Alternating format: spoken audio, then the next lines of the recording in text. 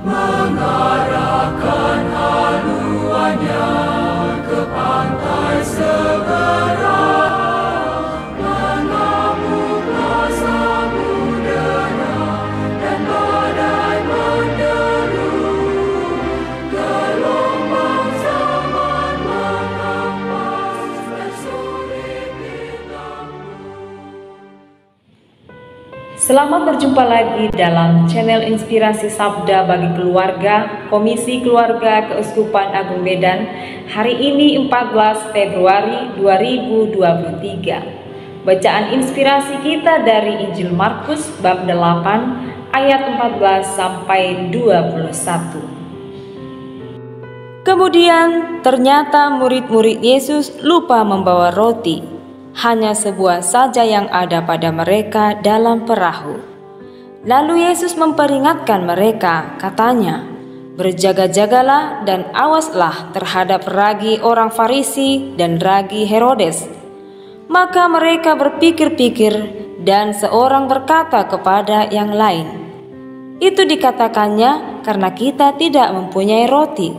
Dan ketika Yesus mengetahui apa yang mereka perbincangkan, Ia berkata, "Mengapa kamu memperbincangkan soal tidak ada roti?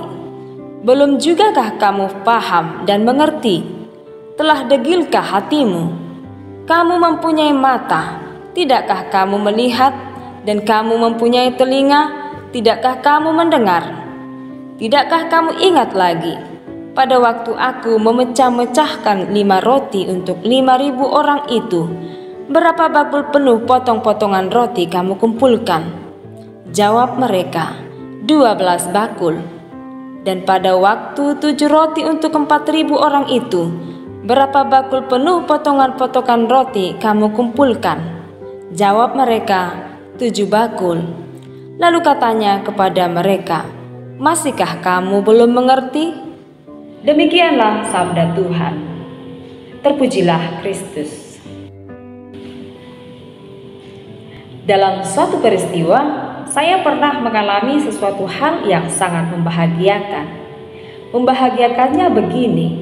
Pada suatu malam, tepatnya itu pas jam makan malam, tiba-tiba ada tamu 3 orang datang ke susteran tempat saya tinggal.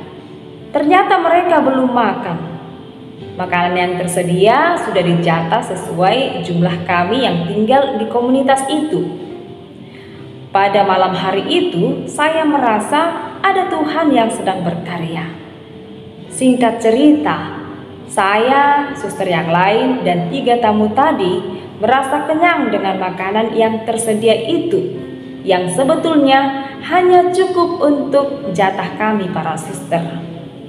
Tetapi karena ada sikap berbagi, tidak ada sikap mementingkan diri, dan ada rasa syukur di hati, membuat dahaga kami dilegakan dengan rasa kenyang. Bahkan makanan itu masih ada yang tersisa. Coba jika ada di antara kami hanya mementingkan diri sendiri, misalnya karena takut tidak kebagian makanan, maka cepat-cepat dia mengambil duluan, dan makanan yang diambil dengan porsi yang banyak pula. Pastilah ada di antara kami yang tidak merasa kenyang. Saudara-saudari yang terkasih, kecenderungan kita sebagai manusia adalah merasa khawatir, cemas, gelisah ketika sesuatu yang kita punya tinggal sedikit atau mungkin habis. Namun dalam bacaan Injil hari ini, sikap ini sangat disayangkan oleh Yesus dari para muridnya. Beberapa kali para murid telah menyaksikan mukjizat yang Yesus lakukan. Namun rasanya itu belum cukup untuk meyakinkan mereka bahwa Yesus mampu melakukan mukjizat bagi mereka. Sekalipun hanya 1 roti yang ada pada mereka, Tuhan bisa membuat 1 roti itu menjadi berlipat ganda. Dalam kehidupan berkeluarga, situasi ini bisa terjadi. Misalnya, ketika bulan tua tiba, orang tua merasa khawatir, cemas, gelisah karena mungkin uang sudah semakin menipis atau bahkan sudah habis. sementara kebutuhan sehari-hari harus selalu dipenuhi.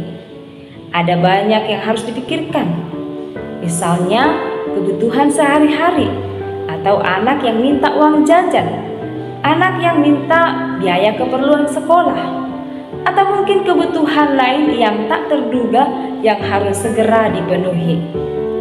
Memang wajar jika situasi demikian membuat orang tua merasa khawatir, cemas, dan gelisah. Saudara-saudari yang terkasih, apa yang perlu kita petik, kita maknai dari Injil hari ini? Yesus kembali mengingatkan kita bahwa Yesus yang kita imani itu punya kuasa besar atas segala hal. Dia bisa memberikan apa yang sungguh kita butuhkan, dengan catatan kita terbuka, tulus, dan rendah hati memohon kepadanya. Jika saat ini keluarga sedang mengalami kesulitan, serahkan, ungkapkan rasa sulitmu padanya, dan tetap percaya bahwa Tuhan akan melimpahkan berkat-Nya. Mungkin saja Tuhan tidak memberikan seperti apa yang kita inginkan, namun dengan cara dan sesuai kehendak-Nya, Tuhan melimpahkannya sesuai kebutuhan kita. Mari kita mohon kepadanya agar kita dimampukan untuk tidak mudah khawatir, cemas, dan gelisah atas situasi hidup yang mengganggu kenyamanan kita. Namun tetap rendah hati, berpasrah, dan bersyukur atas apa yang kita alami dalam hidup ini. Semoga. Amin. Terima kasih. Tuhan memberkati.